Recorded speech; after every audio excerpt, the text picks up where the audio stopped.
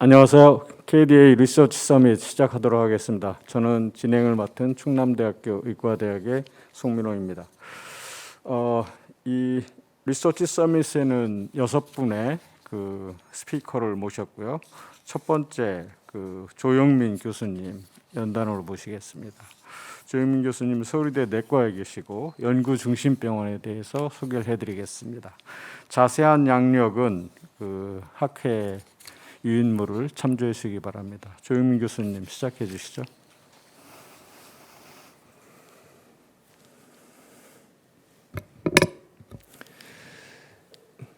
네, 제가 오늘 맡은 것은 연구중심병원 사업에 대한 소개인데요. 저도 여기 뭐 PI는 아니지만 제가 참여를 쭉 해오고 있기 때문에 쭉 봐온 내용을 바탕으로 해서 소개 말씀을 드리도록 하겠습니다. 네, 연구중심병원 사업이라는 건 아마 많이 들어보셨을 거로 알고 있는데 이것은 이제 병원의 임상 지식을 기반으로 해서 연구 개발, 기술 사업화를 통해서 의료 서비스 고도화 및 최신 의료 기술 선도를 추구하는 세계적 수준의 병원을 만들자는 겁니다. 그래서 어떤 뭐 논문을 많이 쓰자 이런 게 아니라 연구 개발과 기술 사업화의 키포인트가 있다고 보시면 될 것 같고, 어떻게 이걸 추진할 것이냐는 것인데 그 병원별로 그 모든 연구를 다 하는 게 아니라 어떤 중점이 되는 연구 분야를 정합니다. 그에 대한 R&D를 지원하게 되는 선택과 집중이 있는 부분이고요. 그리고 그 HT, 여기서 HT는 헬스케어, 헬스 테크놀로지인데 헬스 테크놀로지 혁신의 병목 요인으로 작용하는 그런 부분들을 찾아서 이걸 해소를 하는 그런 부분들입니다. 뭐 제도라든지 뭐 이런 부분들을 이제 그 해소하는 문제가 되는 그런 걸 해소시키는 거죠. 그런 게 들어가고, 그리고 연구 협력 네트워크 구축인데 산학 연병이 이제 다 네트워킹에 들어가는 그런 것으로 해서 이제 시너지를 낼 수 있도록 해서 글로벌 수준의 연구 중심 병원을 육성하는 그런 사업이 되겠습니다. 추진 방향은 그 2단계 체제로 되어 있는데 이 부분이 이제 그 좀 독특하게 되어 있는데요. 첫 번째 트랙은 연구 중심 병원 지정 사업이고요. 두 번째 트랙이 육성 사업이 되겠습니다. 지정 사업은 요건에 이제 합당한 요건을 충족하는 그런 병원을 연구 중심 병원 지정하는 것이, 여기는 연구비가 들어가는 건 아니고요. 그 중에서 이제 중점적으로 연구할 분야에 대해서 육성을 하게 되는 그런 사업으로 되어 있는데, 지정 사업을 어떤 컨테이너에 비유한다면 육성 사업은 컨텐츠에 비유해 볼 수가 있겠습니다. 그래서 이 컨테이너와 컨텐츠 연계를 통한 시너지를 극대화하겠다는 그런 내용입니다. 2013년도에 지정 사업이 시작됐고요. 2014년도에 육성 사업이 연이어서 시작이 되게 됩니다. 그 뒤로 쭉 이제 법적 지정 후에 재지정이 이루어지고 있고, 육성 사업도 1, 2, 3단계에 걸쳐서 가는 걸로 되어 있습니다. 2014년부터 2023년까지 이 연구중심병원 육성 사업이 진행이 되어서 결국 한국형 연구중심병원의 완성을 목표로 하고 있습니다. 지정 사업에 대해서 먼저 말씀을 드리면은 그 어떤 지정 기준을 충족하는 그런 병원들을 지정을 하고 있는데, 현재로서는 10개의 병원이 연구중심 병원으로 지정되어 있습니다. 서울대학교 병원, 가천대 길병원, 경북대학교 병원, 삼성서울병원, 세브란스병원, 고대 구로병원, 고대 안암병원, 분당 차병원, 서울 아산병원, 아주대학교 병원 10개가 연구중심 병원으로 지정이 되어 있습니다. 어떤 내용을 보고 지정하느냐가 지금 나와 있는데요. 연구 조직, 시설 및 장비, 연구 인력, 특히 이 연구 전담 의사라든지 연구 참여 임상 의사라든지 이런 비율들이 중요하고요. 그리고 연구 실적에는 논문, 지재권, 연구비가 포함이 되어 있습니다. 그리고 연구 역량의 질을 또 보는데요. 연구 인력 확보, 연구비, 연구 분야 등등등을 봐서 이런 요건을 충족하게 되면은 연구 중심 병원으로 지정을 해 줍니다. 그 다음에 이제 이런 연구 중심 병원으로 지정이 된 병원들의 그 컨텐츠를 담는 게 육성 사업인데요.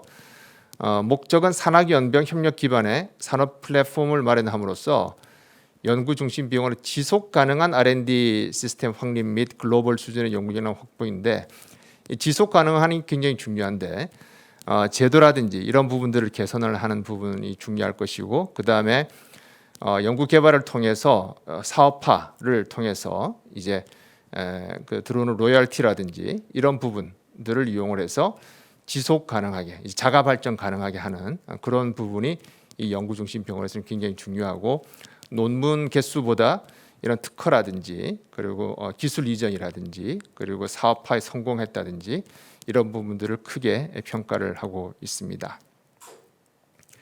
그래서 진료 영역이 축적된 지식을 기반으로 해서 첨단 보건의료의 연구 개발과 사업화를 통해서 보건의료 산업 발전을 선도하는 세계적 수준의 병원을 육성을 하고, 이 사업화를 통해서 다시 이제 이것이 밑거름이 되어서 다시 이제 연구를 할 수 있는 그런 지속 가능성이 중요한 사업이 되겠습니다. 3단계로 되어 있는데요. 육성 사업은 1단계는 조성기, 2단계 성장기, 3단계 도약기로 해서 이런 병원 중심의 개방형 HT R&D 플랫폼 고도화인데요. 이 개방형이라는 것은 이제 병원에 뭐 제약회사라든지 다른 연구소라든지 들어와서 같이 이제 연구를 할 수 있는 그런 개방성을 이야기를 하고 있습니다. 지금까지 육성 사업 현황을 보여주고 있습니다. 서울대학교 병원과 연세대학교 세브란스 병원이 각각 3개의 유닛을 지금 보유를 하고 있고요. 길병원이 2개의 유닛이 있고, 삼성서울병원과 아산병원에 2개의 유닛이 있습니다. 그리고 경북대병원, 아주대병원, 분당차병원에 1개 유닛이 있고, 고려대학교 병원은 독특하게 이제 안암병원과 구로병원 2개가 다 연구 중심 병원으로 지정이 되었고, 각각 하나씩의 유닛을 가지고 있습니다. 내분비 대사 관련된 그런 유닛이 어딘가 찾아보시면 서울대병원은 그 2유닛에 염증 대사 질환이라는 유닛이 있는데, 여기에 이제 메타볼릭 디지즈, 당뇨병, 비만이 포함해서 들어가 있고요. 가천대학교 길병원에 1유닛에 비만, 당뇨, 혁신, 신약 타깃 발굴을 위한 유전자 변형 마우스 형질 분석 플랫폼 구축 및 활용이 있습니다. 비만, 당뇨병을 중심으로 가고 있고, 그리고 연세대학교 세브란스 병원의 3유닛에 개방형 모듈 기반의 대사성 질환 진단과 치료 실용화 시스템 개발이 들어 있습니다. 지금까지 그러면 정말 성과가 나오고 있느냐 하는 부분인데요. 여러 가지 문제점도 많이 지적이 되고 비판도 있지만, 연구비가 이제 굉장히 많이 증액된 부분, 핵심 연구 인력도 많이 증가된 부분 볼 수가 있습니다. 중요한 거가 이제 기술 실용화가 되겠는데, 특허가 2013년도에 547건에서 2016년도에 1252건, 기술 이전 수입이 24억 원에서 143억 원, 신규 창업이 1건에서 15건으로 이제 발전하고 있죠. 물론 거의 한 10년 가는 그런 과제이긴 하지만 첫 술에 배부릴 리는 없고 점차 아마 나아지고 있다, 이렇게 이해를 할 수 있는 부분인 것 같습니다. 그 다음에 이제 여러 가지 인프라 개방에 대한 부분도 굉장히 많이 증가되고 있는 것을 볼 수가 있습니다. 이 창업하는 것도 굉장히 중요한 부분이 되겠는데, 보시는 것처럼 다양한 그런 회사들이 생겨나고 있는 걸 볼 수가 있습니다. 보시면은 저 이명식 교수님께서 이제 라이조테크라고 하는 그런 회사가 만들어졌고, 이제 자가 포식 작용 증진에 의한 당뇨 치료제 개발을 하시고 계십니다. 지금부터 서울대학교 병원의 이제 연구중심 병원 사업 소개를 잠깐 드리도록 하겠습니다. 서울대학교 병원 연구중심 병원 사업의 그 비전은 글로벌 선도 연구중심 병원으로 도약하자는 것이고, 퍼스트 무버, HT 부가가치 창출, HT 산업 고도화, 그리고 의료 공공성 강화를 주도하겠다, 이런 비전을 가지고 있습니다. 2013년도에 첫 번째 지정할 때 연구중심 병원 지정이 되었고, 이듬해에 이제 2개의 유닛이 육성화 사업으로 지정이 되는데, 육성화 사업으로 선정이 되는데, 암 유닛, 염증 대사 유닛이 시작이 되었고 쭉 해서 이제 그 연구가 지속이 되어 왔고요. 2018년도 이제 하나의 유닛이 더 추가가 됩니다. 여기에 이제 바이오세라피틱스 유닛가 들어와서 3개의 유닛으로 이제 진행이 지금 되고 있는 그런 상황입니다. 서울대병원에서 이제 그 중점 연구 분야 5개가 지정이 되어 있는데요. 암, 융합의료기기, 바이오세라피틱스, 그리고 신경과학, 염증 대사인데, 이 중에 3개인 바이오세라피틱스, 암, 염증 대사 유닛이 지금 연구중심 병원 육성 사업의 수혜를 받고 있습니다. 그래서 뭐 이와 같이 그 구성이 되어 있고 염증 대사 유닛은 염증을 타깃으로 하는 만성 대사 질환의 first in class 치료제 개발 및 임상 진입 가속화를 위한 개방형 플랫폼 구축을 목표로 하고 있고요. 현재 세부 과제는 이렇게 되어 있고 저희 그 당뇨 팀이 들어 있는 부분은 이 부분인데요. 대사 질환과 당뇨 비만의 염증 타깃 치료제 개발 플랫폼 구축으로 되어 있고 병리과의 정도영 교수님께서 PI로 되어 있고 저와 박경수 교수님 들어가서 이 과제에서 같이 일을 하고 있습니다. 전체적인 그 조직도고요. 의생명연구원 아래 연구중심병원 육성 R&D 사업이 있고 여기에 이제 3개의 유닛이 있고요. 여기를 지원하는 지원팀이 있습니다. 그리고 연구중심병원 사업 전담 조직이 있어서 그 PM 제도를 둬서 이제 박사급으로 해서 운영이 되고 있습니다. 자체 평가를 실시해서 이제 피드백을 주고 그리고 이제 피드백 주는 뿐만 아니라 이제 전체 내에서 협업을 할 수 있는 누가 뭘 하고 있는지를 알려줄 수 있는 그런 부분이 그 분기별로 진행이 되고 있습니다. 그리고 더 자세한 내용을 알고 싶으시면은 서울대학교 병원 연구중심병원 홈페이지에 들어가셔서 보시면 많은 내용을 보실 수 있을 것 같습니다. 네, 이상 제가 준비한 내용 여기까지입니다. 네, 조영민 교수님 감사드리고요. 저희가 Q&A하고 디스커션은 그 6분 강의를 모두 마친 다음에 시작하도록 하겠습니다. 자리로 돌아가 주시면 감사하겠습니다. 두 번째 강의를 해주실 교수님은 경북의대대과의 전재한 교수님이십니다. 리서치 센터 이름이 좀 길은데요. Leading Edge Research Center for Drug Discovery and Development for Diabetes and Metabolic Disease로 발표를 해주시겠습니다. 시작해 주시죠. 네, 안녕하십니까. 경북대학교 병원 내분비내과 전재한입니다. 제가 말씀드릴 내용은 선도용 당뇨병 대사성 질환 신약 개발 연구 사업단입니다. 줄여서 이름이 너무 길기에 줄여서 DMRC라고 저희끼리 이야기를 하고 있고요. 이 사업이 사실 일몰 사업이기 때문에 제가 어떤 말씀을 드릴까 고민을 하다가 저희가 이제 10년 동안 했던 일을 짧게 소개해 드리는 게 더 적절하다고 판단을 했었습니다. 그래서 2016년도에 R&D 사업 시행 계획을 보시면 여기에 이제 방금 조영민 교수님께서 소개해 주신 연구중심병원 사업을 위시해서 몇 개의 투자 방향이 제시가 돼 있고 선도형 특성화 연구 사업은 사업화를 전제로 즉 실용화를 전제로 한 중개 연구의 글로벌 리더십 확보를 목표로 한다고 명시가 되어 있습니다. 그래서 사업 목적도 여기 보시면 산학 연병을 중요하게 생각을 하고 세계적 수준의 제품 및 의료기술 개발을 위한 중개 연구의 글로벌 리더십을 확보하고 병원 중심의 연구가 돼야 된다라고 목표를 제시를 하고 있습니다.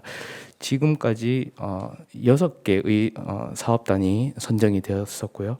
암 연구, 세포 치료, 심뇌혈관 질환, 면역 질환, 난치암 그리고 이제 당뇨병 대사성 질환 이렇게 6개가 되겠습니다. 이미 과반수는 사업이 종료가 되었고요. 지금 이제 저희가 남아서 2011년 3월달에 종료 예정이었고 현재 이 2달이 연장이 되어서 3주 뒤인 5월 말에 사업이 종료가 될 예정입니다. 그래서 이 DMRC는 2011년도 10월 달에 시작을 했고 1단계 4년 6개월, 2단계 5년 2개월 과정이고 약 10년 동안 임상시험을 8건, 기술 이전 8건, 논문과 지적재산권은 각각 이렇게 발표를 했었습니다. 그리고 임상연구 자원 확보하는 것을 굉장히 중요하게 생각하기 때문에 중개연구에도 많이 신경을 써왔었습니다. 그래서 궁극적으로는 이제 당뇨 대사 질환 분야의 글로벌 리더십을 확보하는 것을 목표로 하였고 병원 중심의 연구 환경을 조성을 하고 도전적인 창의 과제를 발굴하고 신의료 기술을 개발하며 임상 시험에 진입을 하고 치료제를 개발함으로써 병원 중심의 성공적인 사업 모델 제시를 하겠다라는 원대한 목표를 가지고 시작을 했었습니다. 최근 5년 동안 2단계 목표는 그래서 신규 파이프라인을 당뇨병 파이프라인을 확립을 하고 전임상을 거쳐서 임상 승인을 하고 기술 이전을 하고 사업화까지 이어나가겠다라는 목표를 가지고 있었습니다. 주로 이제 저희가 타겟하는 이 목표는 미토콘드리아의 기능을 어떻게 보존할 수 있을 것인가에 초점에 맞춰 했습니다. 그래서 사실은 지금 기아에 시달리는 사람들보다 비만, 당뇨병 혹은 그 합병증으로 고생하는 사람들이 전 세계에 더 많기 때문에 그런 일들로 생기는 미토콘드리아 손상을 해결할 수 있는 몇 개의 분자 표적을 발굴을 했고, 일부는 주로 리포지션을 통해서, 일부는 완전히 새로운 스몰 몰레큘 이니비터를 개발함으로 인해서 일부는 임상에 들어가 있고 일부는 비임상 진행 중 혹은 진행 준비 중에 있는 상태입니다. 처음에는 과제가 세부가 16개로 굉장히 크게 시작을 했었지만은 보산제 RFP에 따라서 과제의 선택과 집중을 요청을 했었고요. 그래서 점점 줄여나가서 현재로는 2020년 12월 현재 7개의 과제, 지금 현재는 2011년 현재는 과제가 더 줄어든 상태고, 본부에서 전임상 코어가 따로 있습니다. 그래서 중개연구를 서포팅하는 역할이 있고, 1단위에서 파이프라인을 구축을 하고 2단위에서 약제를 개발을 하고 후보 물질을 최적화해서 비임상 시험이 가능하도록 하고, 3단위에서는 병원 중심의 중개연구입니다. 그래서 시료를 모으고 임상 시험을 진행을 하는 그런 단위로 구성이 되어 있고, PI 이인규 선생님 그리고 이제 내부문외과의 오세부의 박근규 선생님이 각각 분야에서 지금 그 연구를 하고 있습니다. 파이프라인은 몇 가지가 있었지만은 선택과 집중을 통해서 지금 5가지로 이렇게 줄인 상태이고요. 어떤 외부에서 수주가 들어왔을 때 원스톱 컨베이어 시스템을 통해서 유효성 평가를 세포나 동물 내에서 할 수 있는 그런 시스템을 구축을 하고 있고, 파이프라인은 계속 고도화를 하는 그런 일들을 이제 역할을 나누어서 수행을 하고 있습니다. 이런 일들은 병원에서만 하는 것은 애초에 불가능하기 때문에 후보 물질, 선도 물질, 유효 물질을 합성할 수 있는 능력을 가진 아주 우수한 팀들, 예를 들면은 저희 병원 근처에 있는 대구 천복단지라든가 화학연구원 내지는 지스트, 경북대학교 약학대학교를 이 사업에 같이 참여를 해서 약물을 실제로 합성을 하고 테스트하는 일들을 진행을 했었습니다. 그래서 선도 물질에서 후보 물질까지 원스톱으로 유효성 평가를 인비트로, 인비보, 그다음에 분자 영상 검사, DMPK 등을 이제 진행을 해서 후보 물질이 합성이 되면은 궁극적으로 IND를 해서 이제 클리니컬 트라이얼을 진행하는 것을 목표로 하고, 일부는 이 병원의 선생님들이 주로 중심이 돼서 각 분야의 전문가들, 저희 같으면은 이비인후과, 안과, 내분비내과, 소화기내과 선생님들, 다양한 선생님들이 이제 들어와 있는데, 각각의 질환에 대해서 어떤 타겟이 유용성이 가지는지를 점검을 해서 주로 리포지셔닝을 해서 또 라이센싱을 하는 것을 목표로 합니다. 그래서 예를 들면은 이제 디메틸퓨마레트라고 하는 멀티플 스클레로시스의 치료제가 있었는데, 이 약을 리날 파이브로시스나 다이아베틱 네프로패티에서 점검을 이제 효능을 검증을 했었고요. 그래서 이를 용도 특허를 하고 이제 라이센싱을 아웃을 해서 기업에서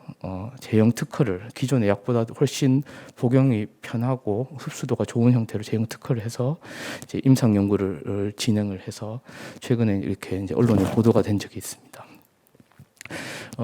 그래서 보유한 파이프라인들은 이와 같고, 일부는 이렇게 이제 외국으로 기술 이전이 된, 이거는 기업에서 주도를 해서 합성한 신약입니다. NQ1 액티베이터이고요. 그 외에도 많은 약제들을 동시에 개발을 하고 있고, 이미 이제 시장에 나와 있는 약들, 쓰고 있는 약들도 다른 적응증들을 찾아서 주로 리포지셔닝에 굉장히 주력을 하고 있습니다. 이런 일들을 하면서 동시에 인프라를 구축을 했고, 세포 기능 분석, 질량 분석, 동물실 운영, 그다음에 실험 결과를 이제 분석하는 여러 가지 장비들의 구축, 영상 코어 등을 마련해서 이 안에서 모든 일들이 가능할 수 있도록 좁은 공간에 인프라를 집적하는 일들을 해서 어떤 연구의 효율성을 높이고 있습니다. 동시에 대사질환 전문가의 국제 네트워크를 구축을 했고, 중개연구 플랫폼, 병원에 계시는 선생님들은 각각의 질환들에서 유효성을 평가를 하고 있습니다.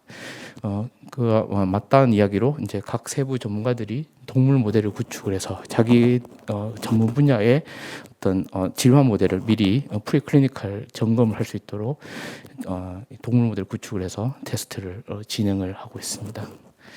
그리고 앞에서 서두에 말씀드린 대로 미토콘드리아 기능 측정을 굉장히 중요하게 생각하고 있기 때문에 세포주 관리부터 해서 분자 영상까지 미토콘드리아의 기능을 그리고 미토콘드리아의 모양 이런 것들을 이제 원스톱으로 평가할 수 있는 시스템을 구축을 해서 운영을 하고 있습니다. 그리고 메타볼릭 플럭스 애널리시스 가천대학교 길병원에서 굉장히 전문적인 연구를 많이 하고 계시지만은 저희는 이제 세포 수준에서 이 글루코즈의 레이블링을 해서 플럭스를 분석하는 이런 일들을 해서 또 논문으로 발표를 하기도 했었습니다.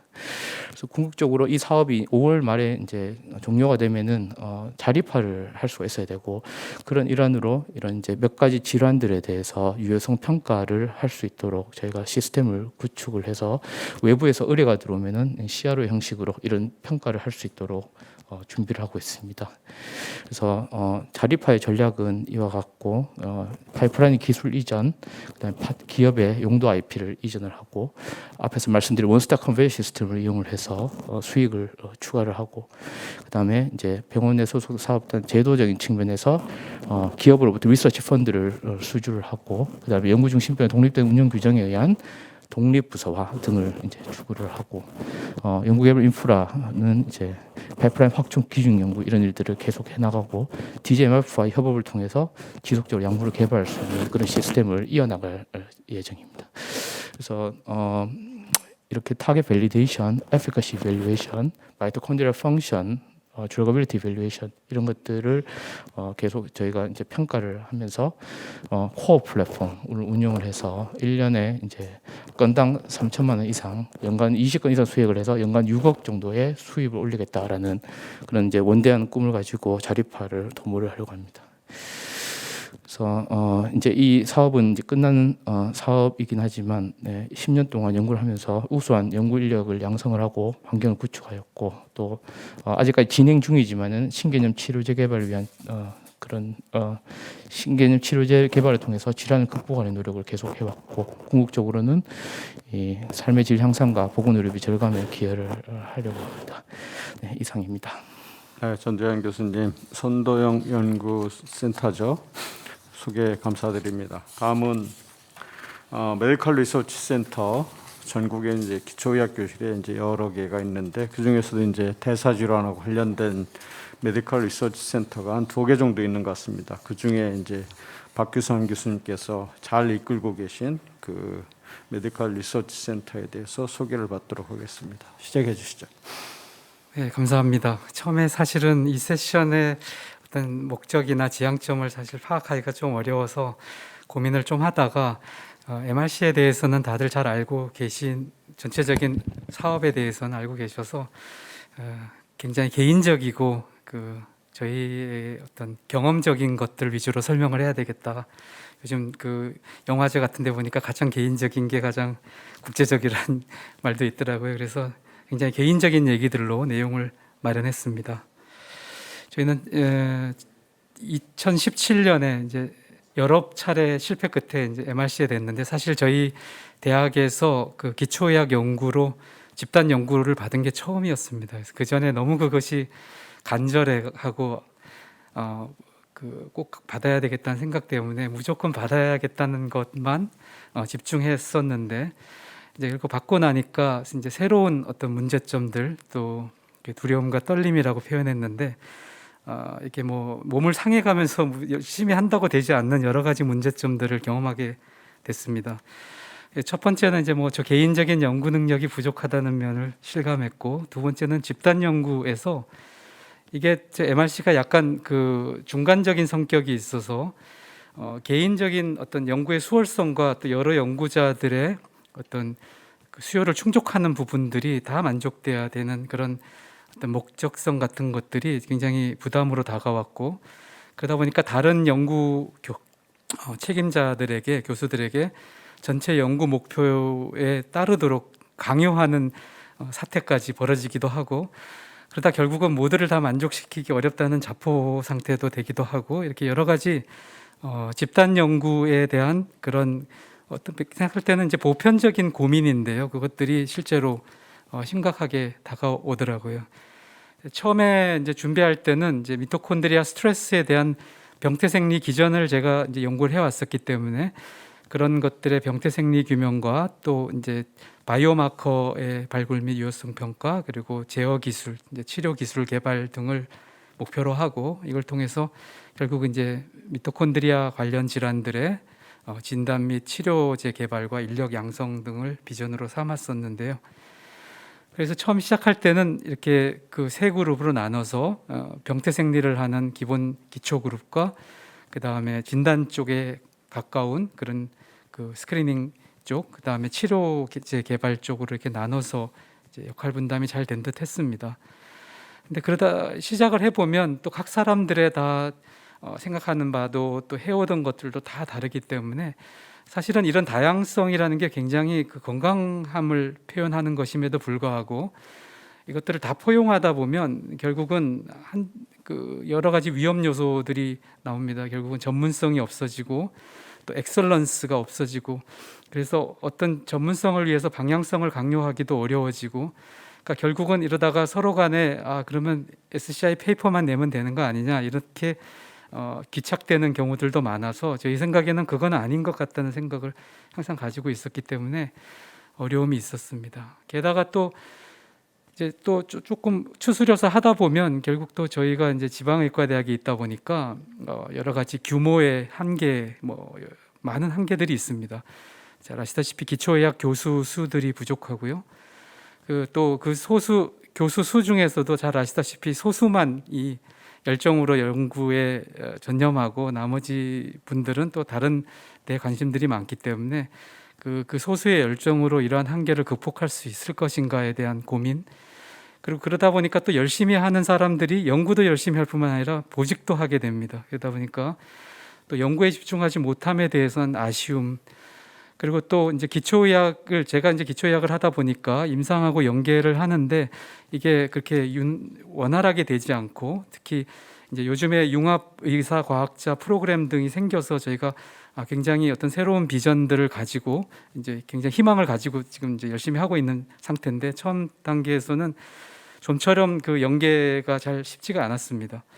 가장 큰 건 이제 다른 대학들, 서울도 요즘에는 마찬가지라고 들었는데 이 대학원생을 구하기가 너무 어렵습니다. 그러니까 연구자들이 자기에 지쳐서, 스스로 지쳐서 제풀에 포기하거나 아니면 아주 무력화되기가 쉽습니다. 결국 이제 어려울수록 처음 마음으로 해서 저희가 이제 미토콘드리아를 연구해 왔고, 미토콘드리아에서 해답을 얻어야 된다고 생각하고, 잘 아시다시피 미토콘드리아는 너무 다양한 기능, 아주 이센셜한 기능들을 담당하고 있기 때문에 모든 사람들의 연구를 어떻게든 미토콘드리아와 연결시키기 위해서 많이 노력했습니다. 그런 방법 중에 짧게 예가 있다면, 대학원생들 제가 수업들을 많이 하는데 자꾸 미토콘드리아 논문들을 발표를 시킵니다. 그러면 그 대학원생이 교수에게 이거 재밌다고 또 얘기하게 되고, 이러다 보니까 미토콘드리아에 대한 집중도를 조금 높일 수 있고요. 그러고 보다 보니까 대사질환, 섬유화 질환, 종양, 항노화, 또 운동생리, 줄기세포, 기타 여러 가지 저희 대학에 이렇게 산재되어 있던 여러 연구 역량들이 미토콘드리아로 좀 모일 수가 있었습니다.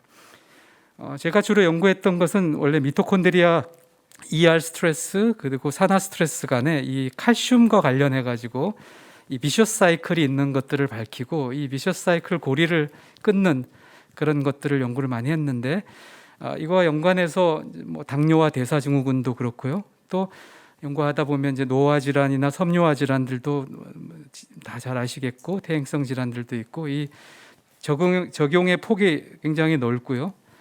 그래서 저희가 이제 택한 전략은 일단 스트레스를 억제하는 전략과 그 스트레스에 대한 자기 방어 기전인 미토호메시스를 강화하는 전략들을 저희가 치료 및 진단에 모두 적용시켜 보자라고 했습니다. 그래서 저희는 이제 그 세 그룹들에서 이제 하다가 10개의 연구 주제를 1단계에서 도출하게 되었고, 그래서 1그룹에서는 이제 스트레스와 관련된 여러 가지 항상성 기전, 스트레스 신호 전달 및 조절 기전, 2단계는 바이오마커 관련된 진단적 접근, 3단계는 이제 그 미토호메시스 효과와 관련되어 있는 그런 후보 인자들로서 클로토나 MDP를 했고요. 다른 것들도 좀 이따가 말씀드리겠지만 관심을 가지게 됐습니다. 이렇게 하다가 해서 이제 1단계를 저희가 이번에 마쳤는데, 그러면서 10개의 그 연구 목표들에 대한 연구 성과들을 이렇게 정리해 보면, 일단 스트레스 병태 생리 기전들을 모으다 보니까 다 다른 분야의 연구를 했는데 그 핵심들이 공통 병태 생리 기전인 것이고, 또 거기에 관련된 핵심 인자들을 저희가 도출해 내는데 좀 흥미를 가질 수 있게 되었습니다. 그리고 또 이 그룹에서는 그 미토콘드리아 스트레스와 관계된 여러 가지 인자들을 중심으로 해서 휴머럴 팩터들을 바이오마커의 가능성들을 연구하였고요. 또 다행히 저희가 이제 코호트나 기타 환자 그 검체 같은 것들을 잘 보관해서 그런 것들의 일부를 아주 소중하게 얻어가지고 이 분석들을 했고, 또 새로 지역사회 사람들을 모아서 이 검사를 해보니까 뭐 예를 들어서 스테아토시스에는 FGF21, 파이브로시스에는 GDF15이 굉장히 중요한 그 인자가 되는 것을 보고 거기에 대한 알고리즘들도 도출해내게 되었습니다. 그리고 그 치료적인 거에는 이제 아까 클로토나 여기 또 MDP 같은 것들이 여러 종류의 질환들에 적용된다는 것을 해서 그 적용의 폭을 넓힐 수 있었고, 그 변형체 등을 통해서 치료제 개발에 더 진도가 나갈 수 있었습니다. 그리고 또 이게 이제 어려운 점인데, 이제 학교 내에 특히 임상과 관련 임상 쪽에 또 다양한 수요들이 있습니다. 그래서 어떻게든 미토콘드리아라는 아까 말씀드린 그런 주제 하에서 한 주머니에 모으려고 좀 노력을 많이 했습니다. 그래서 줄기세포 하는 쪽에서도 그렇고요. 아니면 저희가 이제 그 지역적으로 그 자살 환자들이 강원도에 많기 때문에 고압산소 치료가 저희가 아주 잘 앞서 나가고 있어서, 고압산소가 결국은 산소를 주로 사용하는 곳이 미토콘드리아지 않습니까? 그리고 일산화탄소 중독의 타겟도 미토콘드리아여서 그런 여러 가지 면들에서 이 미토콘드리아를 기준으로 좀 더 다양하게 포용성을 가질 수 있게 되었습니다. 그래서 1단계 아까 10가지 연구 목표들을 통해서 이제 굉장히 좀 더디고 이래가지고 될까 싶었는데, 이제 다시 2단계에서는 어떻게 보면 이제 질적으로 약간 그 도약을 할 수 있지 않을까 이런 기대를 가지게 됐고요. 그 1단계 결과들을 통해서 이제 그 뭐 나가온 마우스나 기타 여러 가지 그 좀 더 한 단계 더 나아간 연구 계획들을 세우고 할 수 있게 되었습니다. 그래서 결국은 그 저희가 열정은 많은데 열정에서 비롯된 조급함 때문에 초반기에 굉장히 어려움이 있는 것 같습니다. 특히 이런 집단 연구를 하다 보면 그 주변에서의 어떤 기대감이나 어떤 것들이 상당히 부담스럽게 여겨지고, 또 거기에 또 한편으로는 또 작은 어떤 지원들에 대해서도 또 굉장히 뭐 질투를 하시는 분들도 있고, 아니면 또 그것이 굉장히 비관적으로 어차피 잘 안 될 것 같다는 식으로 막 얘기하시는 분들도 있어서, 그런 면에서 정말 그 더디고 그 시간이 필요하다는 것들을 좀 저희가 정말 잘해가지고 그걸 좀 입증해 보이고 싶다는 생각이 들고요. 그래서 좀 기다려줘야 될 필요가 있다는 거고요. 특히 좀 여러 사람들을 포용하다 보니까 처음에는 좀 희석되고 그 디스트랙션되고 뭐 이런 부분들도 있었는데, 근데 또 모두가 다 항상 열심히 할 수 없으니까 이게 어떤 사람이 좀 지치다 보면 다른 사람들이 또 비슷한 쪽에서 쭉 나가가지고 랩미팅 하다가 또 서로 아이디어를 얻게 되고, 그래서 역시 이렇게 결국은 그 집단 연구라면 한 개인의 어떤 연구적인 수월성도 중요하지만 이렇게 함께 가서 이게 모두가 결국 마지막에 함께 웃을 수 있는 그런 연구가 돼야 되겠다는 것은 제가 더 확신을 가지게 되었습니다. 경청해 주셔서 감사드립니다. 네, 박규상 센터장님, MRC 선정에서부터 운영, 개인적인 경험을 잘 말씀해 주셨습니다. 다음은 충남의대 내과의 이현승 교수께서 글로벌 연구실에 대해서 소개를 해주시겠습니다. 예, 소개 말씀 감사합니다. 그리고 초청해 주신 학술위원회 선생님들, 그 이사님들께 감사의 말씀 전합니다. 제가 말씀드릴 연구실은 글로벌 연구실인데요. 오늘 이 KDA 리서치 서밋에서 이제 말씀해 주시는 여러 그 연구실의 형태, 집단 연구실인데요. 그 형태 중에서 가장 작은 규모라고 생각을 하시면 되겠습니다. 사실 집단을 의미하는 게 한 명이 아니면 다 집단으로 생각을 하더라고요. 그 연구재단 혹은 다른 기타 부처에서 제시를 할 때요. 그러면 저희 이 글로벌 연구실은 이제 2 혹은 3 정도의 그 규모 PI들이 이제 모여서 이제 만드는 연구실이 되고요. 사실은 사업 목적은 해외 우수, 이름처럼 해외 우수 연구 주체와 국제 공동 연구를 통해서 글로벌 협력 네트워크를 만들고 또 그들 혹은 그들 이상의 연구 역량을 이제 만드는 것, 이것이 사업 목적이 되는데요. 사실 2006년에 처음 시작이 됐었고, 여기 제가 이제 써놓은 것처럼 2017년에 이제 신규 과제는 이때 이제 일몰이 된 그런 사업이 되겠습니다. 그래서 2018년도부터는 신규 과제 선정은 중단했고 계속 과제만 지원을 하고 있고요. 아마도 잘 아실 연구실 형태인데 기초 연구실에 이 본 사업이 통합 운영되고 있다라고 이렇게 설명이 되어 있었습니다. 이 연구실의 글로벌 연구실의 추진 방향은 해외 석학급 연구자하고 전략적인 공동 연구를 이제 해보자라는 형태였고요. 또 국제 공동 연구가 필요한 다양한 분야, 특정 분야를 제한하진 않고요. 여러 자유 공모를 통해서 이제 신청을 하게끔 이게 제시를 했었고, 창의성, 도전성이 높은 과제를 우선적으로 지원하겠다라고 추진 방향을 이렇게 설정을 했었습니다. 규모는 앞서 말씀드린 것처럼 많은 숫자의 연구 책임자가 이제 있는 것이 아니기 때문에 연구실당 연간 한 5억 정도 이렇게 이내로 이렇게 연구 예산이 이렇게 설정이 됐었고요. 또 선정 평가를 할 때 해외 협력 파트너의 이제 발표 평가를 할 때 공동 참여하는 것이 이제 필수였었고, 또 해외 공동 연구기관의 연구비 재원을 현금 현물로 구분하고 이들의 그 매칭 펀드가 없는 경우에는 신규 과제 선정 대상에서 제외를 했었습니다. 그래서 제가 이 발표를 준비를 하면서 저도 사실은 현황을 잘 모르기 때문에 한국연구재단 국제교류팀의 박성빈 연구원으로부터 좀 도움을 받았는데요. 지금까지 받은 기관이 굉장히 다양하게 여기 나와 있는 것 이외에도 다양한 기관들이 있는데 보시면은 수도권과 비수도권 간에 거의 큰 차이를 보이지는 않는 그런 연구 수주 기관의 형태를 띄었고요. 앞서 이제 연구중심병원이나 다른 큰 규모의 사업들이 수도권에 많은 그 수주 기관이 이제 편중되었던과 비교해서 본 사업은 지역의 그런 과학기술대학이 주로 많이 이제 수주를 해간 그런 것들 때문에 그 수도권과 비수도권의 큰 차이를 보이지는 않는 그런 형태였습니다.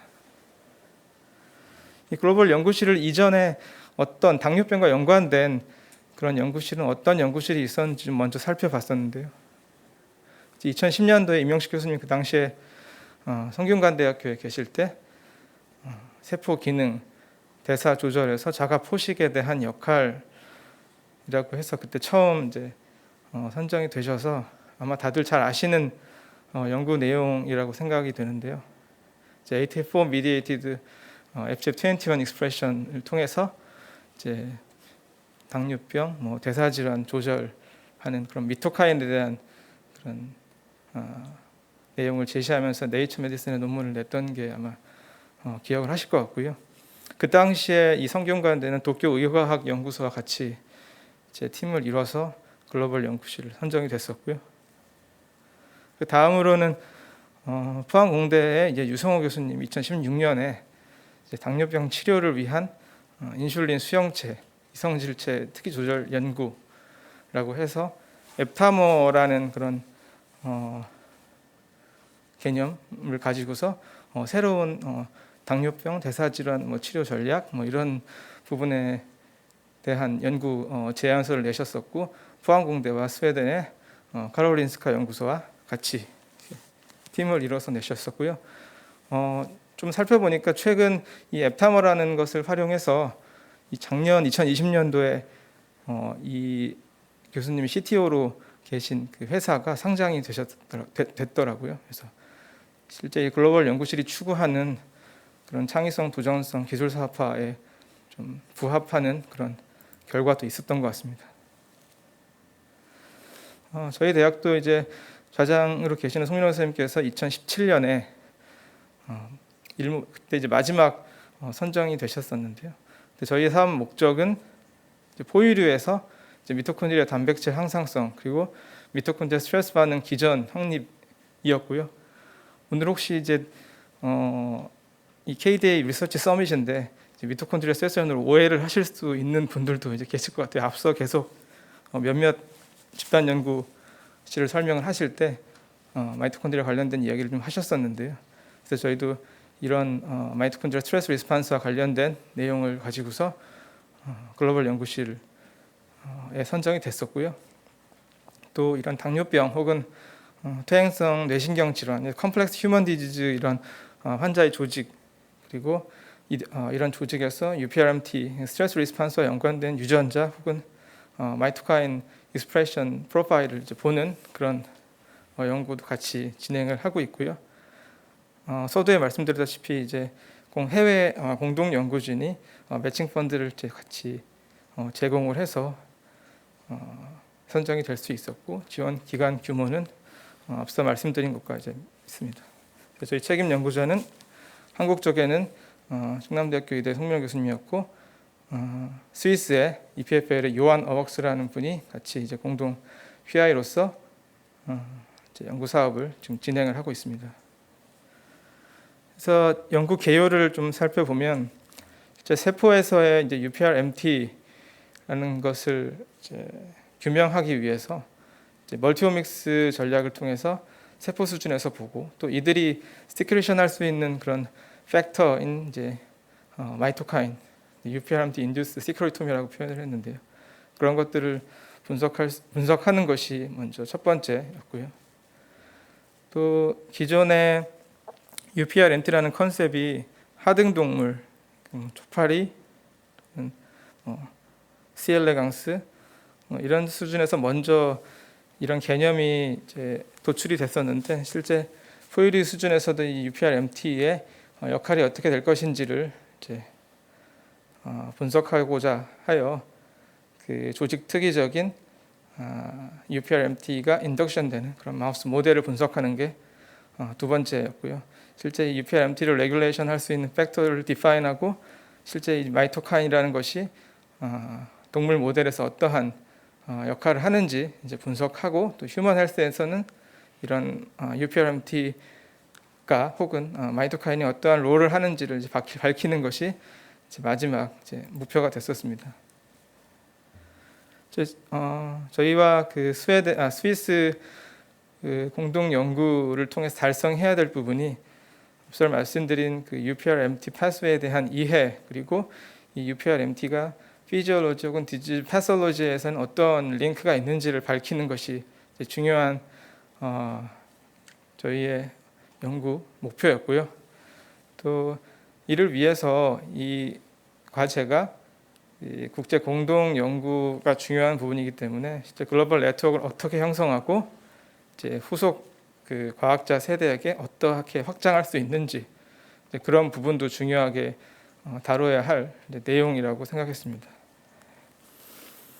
그래서 이제 한국 쪽에서는 마이토콘드리얼 바이올로지 메디슨 그리고 스위스에서는 사실은 BXD 마우스 레퍼런스 파퓰레이션을 보유하고 있는 요한 옥스 그룹에서 이제 지놈 데이터, 피놈 데이터의 코릴레이션을 보는 그런 스터디를 진행을 했고요. 두 그룹 모두에서 이제 마이토콘드리아 그 스트레스 리스판스 조직 특이적으로 UPR-MT를 인덕션하는 그런 마우스의 지노타입, 피노타입을 보는 이제 그런 연구도 지속적으로 진행했고 진행해 왔습니다. 그래서 앞서 제가 연구 개요 4가지를 말씀드렸는데 그와 유사한 내용인데요. 실제 마이토콘드리얼 스트레스 리스판스를 인덕션 할 수 있는 여러 가지 이제 스몰 몰레큘들을 디파인하고 그것들이 실제 UPRMT와 연관된 유전자와 미토카인 인덕션에 영향을 미치는지를 확인하는 부분이고, 또 조직 특이적으로 UPRMT를 인덕션 할 수 있는 그런 마우스 모델, 여기서 이제 크리폰 혹은 MRPS5, JMGD3 등의 조직 특이적 낙과 마우스 모델을 통해서 이제 UPRMT가 인비보에서 어떤 롤을 하는지 마우스 수준에서 이제 관찰을 했고요. 또 앞서 1번 목표, 2번 목표로부터 도출된 그런 UPRMT 레귤레이터가 실제 동물 모델에서 어떤 롤을 하는지 그것을 관찰하는 것이 또 세 번째 목표였고, 네 번째는 실제 인체에서 이제 이러한 UPRMT 연관된 그런 마이토카인들이 어떠한 롤을 하는지를 또 밝히는 게 마지막 네 번째 목표가 됐습니다. 저희들이 이전에 단계 평가를 받을 때 여러 가지 이제 분야 상위 하이임팩트 저널에 이제 퍼블리케이션 했다는 그런 이제 자료가 있었고, 또 특허 여러 이제 학생, 박사, 석사 학위생을 이제 배출했다는 그런 성과입니다. 앞으로는 저희가 이제 1년, 2년 좀 이제 안 남은 그런 사업인데요. 이제 스위스 쪽에서는 독시사이클린 혹은 크리폰 낙아웃 등을 통해서 이제 마이토 오토페지 어떻게 조절이 되는지, 또 이것을 에피제네틱 모듈레이션, 또 마이토콘드리얼 DNA 플럭스 등에 대해서 더 연구를 진행해서 그 아웃컴은 이뮨 아웃컴, 또 혹은 뭐 여러 뉴로 디제너레이티브 디지즈에 어떠한 그런 역할이 있는지를 더 추가적으로 스위스 쪽에서 더 아마 이제 관찰을 할 예정이고요. 한국 쪽에서도 이제 UPRMT 혹은 마이토카인을 인덕션할 수 있는 그런 파마콜로지 에이전트를 디스커버리하고 좀 더 밸리데이션해서 실제 대사 질환 혹은 컴플렉스 휴먼 디지즈에 적용할 수 있는 그런 화합물을 발굴하는 게 최종 목표가 되겠습니다. 오늘 도와주신 분은 충남대학 의대 글로벌 연구실과 또 연구재단의 국제교류팀의 이제 도움을 받아서 슬라이드를 만들었습니다. 감사합니다. 네, 이현승 교수님 시간에 맞춰 잘 발표해 주셨습니다. 감사합니다. 다음 두 분 남으셨는데요. 두 분이 소개해 주실 그 연구 프로그램은 상대적으로 그 출범한 지가 이제 그 다른 과제에 비해서 좀 젊은 연구 과제입니다. 그래서 흥미가 있습니다. 먼저 그 영남의대 내과의 문준성 교수님께서 혁신형 의사과학자 공동연구 사업에 대해서 말씀해 주시겠습니다. 예, 감사합니다. 저희가 지금 현재 진행하고 있는 혁신형 의사과학자 공동연구 사업을 소개해드리겠습니다. 혁신형 의사과학자 공동연구 사업은 조금 생소하실 수도 있을 텐데요. 저희가 사업 목표를 보면 병원 차원에서 신진 의사과학자를 양성하는 목적 한 가지와 또 임상의와 연구자, 특히 PhD, 비의학 PhD 선생님들과의 어떤 협업 연구를 통해서 공동 연구를 통해서 임상 현장 아이디어를 가지고 맞춤형 의료 기술을 개발하는 그런 사업으로 기획된 사업입니다.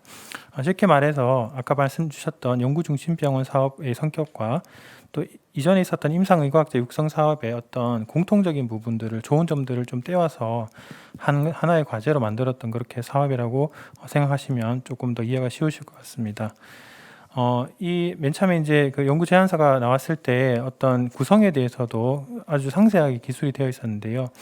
이 세부 과제를 구성할 때 첫 번째는 총괄 과제 책임자를 이 병원의 병원장님 또는 연구 총괄 주요 보직자를 책임자로 할 것들을 천명했었습니다. 그리고 이 세부 과제 중에서 특히 세 파트로 나누어서 첫 번째는 연구 역량 지원을 하는 과제, 역량 강화를 하는 과제, 그 다음에 공동 연구하는 이 세 세부로 나누었었는데, 이 역량 지원은 총괄 과제 책임자가 겸임을 하고, 역량 강화에서는 이 전문의를 취득한 조교수급 이하의 임상의를 세부 연구자들로 구성할 것들을 요구하였습니다.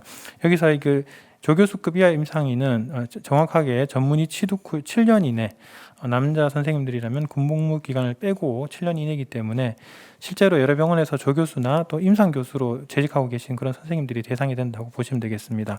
이런 선생님들에게 어떤 기회를 드려서 좀 더 임상의과학자로 발전할 수 있는 기회를 주는 그런 세부가 있었고, 또 하나는 이제 아까 말씀드렸던 의사와 또 의학 박사들 간의 어떤 임상 요구를 가지고 연구를 하게 되는 그런 주제를 가지고 협력 연구를 수행하는 것들을 큰 주제로 해서 이렇게 구성이 되었던 연구였습니다. 실제적으로 저희가 하고 있는 사업단에서도 보시면 연구사업단장님이 1세부의 지원 과제를 맡고 계시면서 이 조교수급여 임상의들이 7에서 9명 정도, 저희 같은 경우에는 7명인데 이분들이 이제 하나의 꼭지를 맡아서 연구를 진행하시는 그런 지원을 하게 되고, MD, PhD 공동 연구하는 과제가 두 개로 그렇게 구성이 되어 있습니다. 다른 기관들도 마찬가지고요.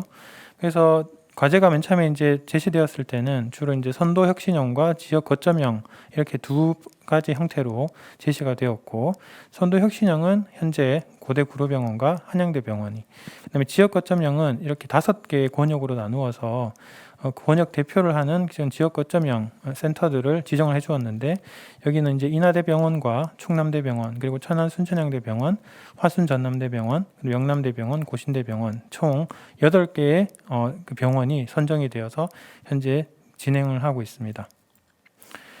사업 규모는 2019년 7월부터 시작이 되었던 과제입니다. 그래서 3년 6개월 동안 내년 20월까지 저희가 이제 사업을 하게 되는데, 처음이다 보니까 아직 이제 그 후속에 대해서는 아직 계획이 나오지 않았지만 현재 진행 중이고, 현재는 2단계에 들어와 있습니다. 그래서 1단계는 2019년 7월부터 작년 12월까지, 그다음에 이제 2단계는 내년 2021년부터 22년까지인데요. 1단계에서는 어떤 아이디어를 발굴하고 실용화하는 연구 인력을 육성 지원하는 데 중점을 두었고, 2단계에서는 이 문제 해결을 위해서 실용화하는 부분에 중점을 두었습니다. 선도 혁신형과 지역 거점 혁신형 모두 다 1년에 15억 정도의 어떤 연구비 지원이 있었는데, 좀 차이가 있다면 선도 혁신형은 매칭 펀드가 없지만 지역 거점 혁신형 같은 경우에는 지자체와 기관의 매칭 펀드를 포함해서 이렇게 구성을 하고 있고, 실제적으로 1차 연도가 6개월밖에 되지 않아서 총 기관당 62.5억에 그렇게 지금 배정이 되어서 연구를 진행하고 있습니다. 이 중에서 그 사업비를 연구 역량을 지원하는데 일부, 그 다음에 신진 의사과학자 연구 역량을 강화하는 데 일부, 공동 연구에 아주 많은 그런 지원들을 하도록 책정이 되어 있고요. 이 연구 과제의 특징 중 하나는 이 임상의과학자들을 좀 더 역량을 집중시킬 수 있도록 제도적 장치를 마련했다는 것입니다. 그래서 이 의무 과제 의무 사항 중에 보면 이 병원장의 확약서를 꼭 내야 되는데, 연구 인프라를 구축할 것, 그 다음에 진료 시간을 감면할 것, 예를 들면 주 40시간 근무를 한다면 16시간 이상의 연구 시간을 확보해라, 이렇게 요구를 했었고, 임상교원의 지위를 확보할 것을 요구했습니다. 그래서 대부분 이제 패컬티를 이렇게 받아서 테뉴어 트랙으로 가는 친구들도 많지만, 젊은 선생님들 중에서는 임상교원에서 병원에서 발령받은 선생님들은 병원에서 지위를 확보해 주어라, 이렇게 요구를 해서 지위를 확보하는 그런 부분들을 강조했었습니다. 실제적으로 저희 병원에서 이제 이런 부분들을 달성하기 위해서 이렇게 외래와 수술 시간 중에서 16시간 이상은 연구 시간으로 확보할 수 있도록 저희가 제도적으로 이렇게 만들었고, 또 이 처방 자체도 아예 제한을 할 수 없게 제한을 거는 그런 락다운을 만들기도 했었습니다. 저희 사업단에 대해서 잠시 소개를 드리는 시간을 가지겠습니다. 저희 사업은 저희 병원은 노화 관련 질환을 극복하기 위한 스마트 헬스케어 플랫폼 개발을 위한 그런 주제를 삼았고요. 실제적으로 오늘 저희가 당뇨병 학회이지만 아주 광범위한 그런 주제를 가지고 여러 가지 이제 꼭지들을 가지고 저희가 진행을 하다 보니까 당뇨병과 대사질환에 대해서 중점적으로 말씀드리긴 힘들지만, 이런 과제 중에서 어떤 당뇨병 대사질환이 빠질 수 없기 때문에 그런 부분에 대한 부분을 말씀드리도록 하겠습니다. 그래서 저희가 이제 노화 질환을 좀 극복하기 위한 부분들을 강조하고자 저희 센터 이름을 이제 아이케어라는 그런 이름을 붙이고 지금 연구를 진행 중이고, 말씀드렸다시피 PhD와의 공동 연구가 필수이기 때문에 저희 지역에 있는 우수한 연구기관인 DGMIF 대구 경북 첨단의료 산업진흥재단과 함께 저희가 그 과제를 구성해서 지금 현재 진행하고 있습니다. 그래서 병원에서는 임상의학자를 육성하고, 그다음에 병원 기반의 어떤 실제적인 아이디어를 이 DGMIF와 함께 개발하는 그런 부분으로 지금 현재 진행을 하고 있는 중입니다. 실제적으로 아까 말씀드렸던 이런 부분들을 통해서 여러 가지 연구 결과물을 산출하고, 결국에는 이 과제가 요구하는 것들이 어떤 임상 기술의 상용화, 사업화들에 대한 부분들을 강조하고 있어서 여러 가지 기관들과 함께 협력을 할 그런 예정이 있고 실제로 그렇게 하고 있는 중입니다.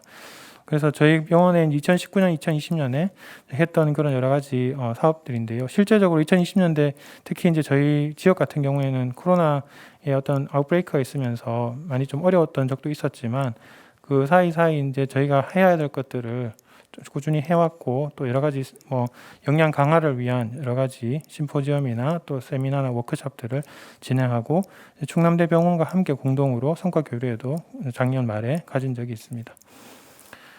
저희가 1단계에서 했던 요약 실적들을 말씀드리면은 연구 역량 강화에서는 저희가 이제 역량 강화기 때문에 젊은 선생님들께서 이제 논문을 열심히 많이 써주셔가지고 좋은 그런 성과를 이루었고요. 그 다음에 MD, PhD 공동 연구에서는 특허 부분에 저희가 조금 더 노력을 많이 했었던 것 같습니다. 그래서 저희가 원하는 제시된 그런 기준보다 여러 가지 실적들을 우수하게 달성할 수 있는 기회를 받았고요. 그리고 특히 이제 의사 선생님들 특히 임상하시는 선생님들이 연구를 할 수 있도록 저희가 지원을 해줘야 되기 때문에 이런 부분에서 추가적으로 각 과의 선생님들을 저희가 선발해서 진행을 했고 원래 RFP에서는 10명을 확보하려고 했는데 각 기관마다 조금 더 추가적으로 아주 경쟁적으로 선생님들을 지원하는 프로그램들을 마련해서 저희 같은 경우에도 12명 정도 지원을 하고 있습니다. 그리고 또 한 가지가 이제 물적 인프라를 구축해라 이렇게 요구가 있었기 때문에 저희가 이제 여러 가지 실험실 장비들을 좀 구비하고 완비하고 추가적으로 저희가 이제 시스템들을 마련하는 그런 재원들을 저희가 확보해서 이런 부분들 저희가 도움을 받고 있는 중입니다.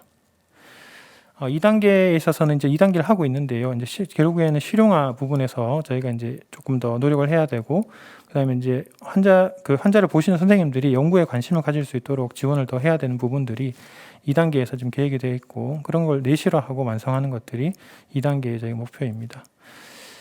마지막 슬라이드인데요. 사실 이제 이 과제가 어떻게 보시면은 전체적인 큰 과제, 연구중심병원의 대사윤이 되는 부분보다 더 조금 포괄적인 그런 과제이기 때문에 사실은 어떻게 보면 당뇨병이나 내분비 대사 전문의의 어떤 부분에 대해서는 많이 말씀드리지 못했지만 실제적으로 이 과제에 저희가 선정된 8개 병원 중에 현재는 전임 이제 충남대병원 원장님이셨던 자장 보신 송민호 교수님께서 단장님이셨고 또 고신대병원은 최영식 교수님 그리고 저희 병원 원기장 교수님께서 단장이셔서 무려 8개 사업단 중에 내분비 대사 전문의가 3분이 계셨습니다. 그리고 이제 저를 포함해서 저희 병원의 정수민 교수나 충남대병원의 광영 교수님 같은 젊은 신진 연구자들이 많이 참여하고 있는 그런 연구라서 이런 부분에 있어서 우리 당뇨병 내분비 대사 전문의들이 현재 이제 우리나라에 큰 문제가 되고 있는 고령화나 만성질환 해결을 위해서 여러 가지 노력할 부분들이 있고 또 선생님들이 보여주셨던 그런 좋은 길들을 저희 후배들이 따라가는 그런 부분에서 저희들이 많이 참여할 기회들이 많겠다라는 부분들을 말씀드리면서 마치겠습니다. 감사합니다. 네, 수고하셨습니다. KDA 리서치 서밋 마지막 스피커신데요. 많은 분들이 관심을 가지실 걸로 생각하고 있습니다. 소개해드릴 사업은 데이터 중심 병원 사업에 대해서 아주이대 내과의 김대중 교수님께서 발표해 주시겠습니다. 시작해 주시죠. 예, 소개 말씀 감사드립니다. 저는 아주대병원의 김대중입니다. 제가 데이터 중심 병원에 대한 소개를 요청을 받았는데 사실 아주대학교 병원이 데이터 중심 병원에 참여는 하고 있는데 제가 아주 직접 관여하고 있지는 않아서 뭐라 그럴까요? 카더라 이렇게 하고 있대더라. 이런 얘기들을 좀 해야 될 것 같은데 제가 이제 데이터 연구를 많이 하면서 이 느끼는 것들이 많은데 그런 얘기들을 조금 하게 되는 시간이 될 것 같습니다. 이게 연구 중심 병원도 사실은 생소한데 갑자기 무슨 데이터 중심 병원이냐, 병원을 어떻게 하겠다는 거냐, 아마 여기 계신 이 세션을 듣고 계신 분들 중에도 자기 병원에서 이런 거 한대더라, 이게 도대체 뭐냐, 누가 하고 있는 거냐, 이게 꼭 정체불명의 뭔가가 진행되는 것 같은데 딱 눈에 보이는 건 없고 이거 누가 하는 거냐, 이런 얘기들을 하는데 의료 데이터 중심 병원, 조금 더 정확히 표현을 쓰면 또 더 다른 표현으로는 보건의료 데이터 중심 병원 이렇게 얘기들을 하고 있는데 그냥 편의상 데이터 중심 병원 이렇게 불리고 있습니다. 대형 병원에 이미 굉장히 많은 의료 데이터가 모아져 있다. 이 모아져 있는 데이터를 활용해서 의료 기술 연구 또는 신약, 의료기기, 인공지능 등 다양한 어떤 연구에 지원을 하기 위한 사업이다. 이렇게 얘기를 하는 건데, 한마디로 병원 데이터를 잘 분석해서 뭔가 연구에 활용할 수 있도록 시스템을 마련하는 것이 이 데이터 중심 병원의 핵심적인 목적이고, 또 이 연구비, 일종의 연구비인데 이 지원 사업의 핵심적인 모토라고 하겠습니다. 이것을 위해서 제일 위에 보는 것처럼 한국보건의료정보원이라는 단체, 법인이 생긴 것 같아요. 그래서 이 중심병원, 데이터 중심병원을 선정하고 관리하고 하는 모든 것들은 이 보건의료정보원이 하는 역할이 되는 것으로 되어 있습니다. 그래서 이제 이 보건의료정보원이 하는 역할이 뭐냐 하고 보면 그 내용이 이렇게 정리가 되어 있는데, 데이터 중심병원이 뭘 하고자 하는지를 이 내용을 보시면 그대로 이해할 수가 있습니다. 그래서 데이터를 활용할 수 있는 환경을 구축하겠다라고 하는 것인데, 전산 장비를 도입하고 의료 데이터를 집적할 수 있는 그런 토대를 만들겠다 하는 것이고, 의료 데이터 활용을 한 연구를 위한 연계 기반을 마련하겠다. 나중에 보여드리겠지만 여러 병원들이 사실 또 이 컨소시엄에 같이 참여하고 있어서 서로 다른 병원들의 데이터를 그러면 어떻게 또 같이 연계할 거냐, 같이 모아볼 거냐, 뭐 이런 얘기들도 될 수 있고, 또 2차 자료, 소위 정부의 어떤 건강보험 자료들이나 또는 암센터의 자료나 이런 것들과 어떻게 연계할 수 있겠느냐, 뭐 이런 것들까지 고민을 하는 것 같습니다. 그래서 이제 그 기반을 마련하기 위해서 필요한 것들을 굉장히 상세하게 기술하고 있는데, 뭐 국제 보건의료 표준을 적용해야 되겠다. 그 데이터가 서로 합쳐지기 위해서는 그런 어떤 용어를 사용했을 때 그 용어가 동일한 방식의, 병원마다 다 다른 생각을 가지고 그 용어를 사용하고 있으면 안 되겠다 하는 뭐 그런 얘기죠. 그런 것들뿐만 아니고 CDW의 모델을 공통 모델을 개발을 하는 것들, 이런 것들도 필요하고요. 당연히 데이터가 모아지는 것이기 때문에 보안, 표준화, 정제, 소위 클리어링, 이런 것들이 다 중요한 이슈가 될 겁니다. 이런 일들이 안정적으로, 효과적으로, 지속적으로 이루어지려면 거버넌스 얘기가 나올 수밖에 없고, 그래서 데이터 중심 병원에 참여하는 병원들 보니까 다 가장 최상의 보직자, 뭐 의료원장이든 병원장이든 그 아래 어떤 기구를 만들어서 그 기구가 또는 그 조직이 이런 데이터 중심 병원의 사업들을 핸들링하는 뭐 이런 식으로 되어 있습니다. 그렇게 모아지는 데이터를 가지고 어떤 일들을 할 거냐 했을 때 좀 더 포커스를 하기 위해서 분야를 좀 지정을 해놓은 것으로 되어 있습니다. 그래서 신생물, 순환기 계통, 호흡기 계통, 이게 기본적으로 정부가 추진하는 핵심적인 분야라고 보시면 되겠고, 그 외에 개발이 필요한 것들을 또 다 지정을 하고 있습니다. 이 슬라이드를 보시면 굉장히 복잡한 내용들이 한 슬라이드 안에 담겨 있는데, 제가 말씀드린 그런 내용들을 다른 좀 더 비주얼라이즈 한 거라고 보시면 되는데, 데이터를 제공하는 서비스, 데이터를 분석 처리하는 서비스, 저장하는 서비스, 수집하는 서비스, 뭐 이렇게 다양한 영역의 내용들이 포함될 거고요. 데이터를 일단 수집을 하기 위해서는 어떤 종류의 데이터들이 병원 안에 있느냐, 뭐 이런 것들을 참고로 아셔야 될 텐데, 뭐 EMR이라고 할 수 있고, 정형화된 데이터, 비정형화된 데이터 다양하게 있죠. 개인정보도 물론 있을 수 있고요. 또는 일부 외부에 공개된 자료가 이 데이터 웨어하우스에 같이 들어올 수 있습니다. 그런 들어온 데이터들이 여러 가지 데이터 중심 병원 안에서 데이터를 처리하는 어떤 과정을 통해서 만들어지고 나면 이제 사용자, 소위 데이터를 쓰고 싶어하는 사람들이 나는 어떠한 정보를 요청할 수 있고 그 요청된 정보에 대해서 데이터를 가공해서 제공해 줄 수 있는 뭐 이런 식의 시스템을 만드는 것입니다. 올해가 2차년도더라고요. 작년에 첫 해였고 올해가 2차년도였는데 데이터 중심 병원에서 뭘 지원할 수 있느냐 하고 이렇게 보니까 이런 거예요. 지금 제가 말씀드린 것처럼 데이터를 생산하고 관리하고 보안 뭐 여러 가지 관련된 어떤 장비를 구입한다든지 소프트웨어를 구입한다든지 또는 그거 관련된 인력을 지원해 주는 이런 것들이 주로 이 데이터 중심 병원에서 지원받은 돈을 가지고 할 수 있는 것들입니다. 작년에 처음 지정이 됐는데 컨소시엄을 통해서 하라고 되어 있고요. 대개 상급 종합병원이 중심이 되고 조금 작은 사이즈의 병원들도 같이 컨소시엄을 이루도록 그렇게 유도를 했던 것으로 보여지고요.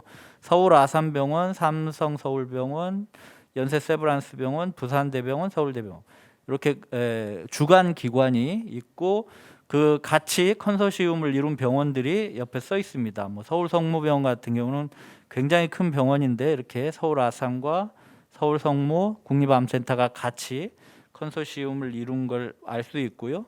연대 같은 경우는 연대 관련된 병원들, 세브란스 병원, 강남 세브란스, 용인 세브란스, 그다음에 이제 아주대병원이 여기 컨소시엄에 참여했고 올해 보니까 원주 세브란스도 여기 같이 참여한 걸로 돼 있더라고요. 이렇게 다양한 병원들이 컨소시엄을 이루어서 지정을 받았고 그 혜택을 이제 보게 되는데 이 병원들이 같이 그런 데이터들을 이제 정제하는 과정, 모으는 과정을 하게 되는데 적어도 이 병원끼리는 서로 공통의 어떤 데이터 웨어하우스를 통해서 두 병원, 세 병원, 이 병원들의 데이터가 또 모아질 수 있는 그런 어떤 연습 뭐 이런 걸 하게 되는 거 아닌가 싶습니다.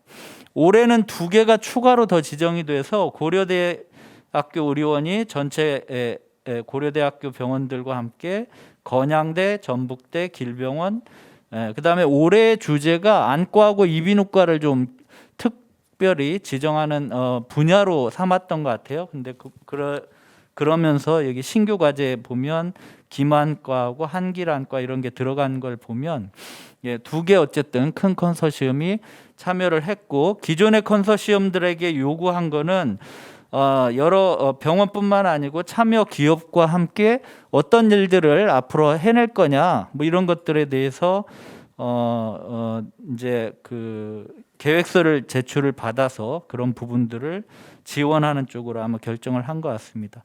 제가 오늘 앞으로도 계속 이게 지정되는 거냐 하고 물어보니까 우리 병원 책임자는 모르겠는데요 그러더라고요. 그래서 올해는 작년에는 이렇게 5개가 지정됐고 올해 2개가 지정됐는데 뭐 내년에 또 지정되고 내후년에 또 지정되고 그러는 건지는 잘 모르겠습니다. 어쨌든 적어도 상급 종합병원을 중심으로 병원 데이터들이 표준화되고 그 병원 데이터들이 여러 병원 데이터가 좀 모아질 수 있는 이런 환경을 시스템을 구축하겠다 하는 게 주된 내용인 것 같아요. 참고로 연세 아주 컨소시엄을 보니까 데이터의 양이 처음 보는 단위인데 PB라고 써 있죠. 페타바이트, 테라바이트의 1000배에 해당하는 뭐 테라도 굉장히 커 보이는데 훨씬 더 큰 사이즈의 그런 데이터들이 모아져 있고 하루에 940기가바이트의 데이터가 생산되고 있다 뭐 이렇게 하고요. 환자의 수도 750만 명이 되어 있다고 되어 있습니다. 이 적어도 사이즈가 100만 명 이상의 환자의 규모를 요구하는 뭐 이런 것들 때문에 컨소시엄을 이룰 수밖에 없는 그렇게 요구를 했던 것 같아요. 자, 그래서 이제 뭐 연세의료원의 CDW와 아주대병원 CDW가 통합 플랫폼 안에 들어오는 건데 가로축, 세로축 해서 뭐 다양한 방식으로 다양한 데이터가 집적이 될 거다, 뭐 이런 얘기들이 있고, 당연히 데이터 관리, 표준화, 품질 관리, 뭐 정보 보안 이런 것들이 핵심적일 겁니다. 관련해서 이제 데이터를 하기 위해서 여러 회사들이 창업이 되기도 하고, 또 기존의 회사들과 같이 협약을 통해서 이제 연구가 진행이 되는 것이고요. 그래가지고 예를 들면 이렇게 모아진 데이터로 뭘 할 거냐, 예를 들면 이런 거죠. 그래서 예를 들면 암 분야에서 임상 유전체 데이터를 기반으로 간암의 정밀 진단 치료법을 개발하겠다. 예를 들면 이런 식의 계획을 세우는 겁니다. 당뇨 같은 경우 보니까 당뇨 합병증 이완 경로를 분석하고 약물의 리포지셔닝에 대한 연구를 하겠다. 이런 얘기들을 갖고 있고, 당뇨병 환자의 심부전을 예측할 수 있는 인공지능 시스템을 개발하겠다. 뭐 이런 뭐 여러 가지 계획들을 세운 것 같습니다. 자, 뿐만 아니고 이 연구를 이제 해내기 위해서는 데이터 사이언스를 할 수 있는 그런 전공자, 전문가들을 양성하는 것들이 필요할 거고요. 마지막으로 소개해드리고 싶은 거는 이렇게 공단이나 심평원 또는 암센터 이런 데이터들이 민간 데이터, 소위 병원 기반 데이터와 이렇게 연계되는 것들을 지금 정부가 얘기를 하고 있고, 그런 것들을 통해서 데이터 기반 질병 진단 예측 또는 의료 인공지능, 신약 개발, 맞춤형 의료 서비스 이렇게 다양한 분야에 있어서 어떤 가치를 만들어내겠다 하는 목표를 세우고 있다고 합니다. 이상 마치겠습니다. 네, 대단히 감사합니다. 저희 6분 강의를 모두 해주셨는데요. 토론을 위해서 먼저 발표하신 교수님들까지 앞자리로 먼저 좀 나와 주시죠.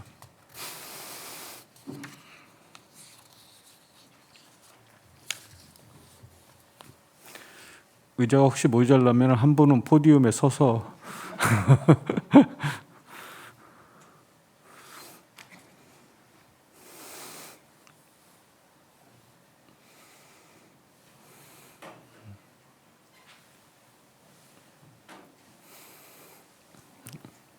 문 교수님은 그 자리에 좌장석도 여기 비어 있습니다. 혹시 카메라가 나오면은